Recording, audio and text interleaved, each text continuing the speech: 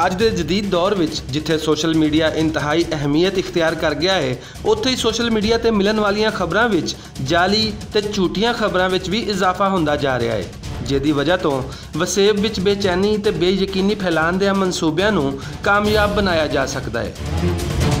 कुछ दिन पहला तहरीक इंसाफ की रुकन कौमी असैम्बली मलिका बुखारी होरां दे हवाले नाल सोशल मीडिया ते खबर चली कि उन्होंने बेनज़ीर इनकम सपोर्ट प्रोग्राम की चेयरपर्सन ला दिता गया है, जिहदा जाली नोटिफिकेशन भी सोशल मीडिया ते फैला दिता गया। होर ते होर नैशनल मीडिया ने भी सोशल मीडिया की यह खबर नशर कर दी।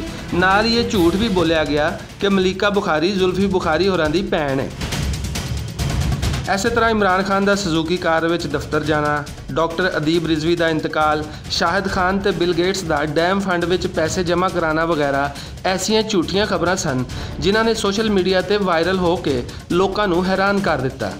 लेकिन बाद विच पता चलिया कि सारियां खबरां झूठ दा बुलंदा ने। इन्हां विचों कई खबरां ते नैशनल मीडिया ते भी बगैर किसी तस्दीक तो चला दित्तियां गईयां। इस मसले की संगीनी नूं सामने रखते हुए हुकूमत ने एक ट्विटर अकाउंट बनाया है, जिहदा मकसद हुकूमती मामलात के मुतालक झूठियां खबरां की निशानदेही करना है। हैरानी की गल तो यह है कि वजारत इतलात वालों बनाए गए इस Twitter account face news buster के नाम तो भी झूठा अकाउंट बना लिया गया है। हुकूमत नूं इस मसले नाल संजीदगी नाल निबड़ना चाहिए है, क्योंकि जाली खबरां फैलाना ऐसा हथियार है जिहड़ा मुल्क दुश्मनां दे हथ लग जाए तो मुल्की सिक्योरिटी नूं भी खतरात लाहक हो सकते हैं।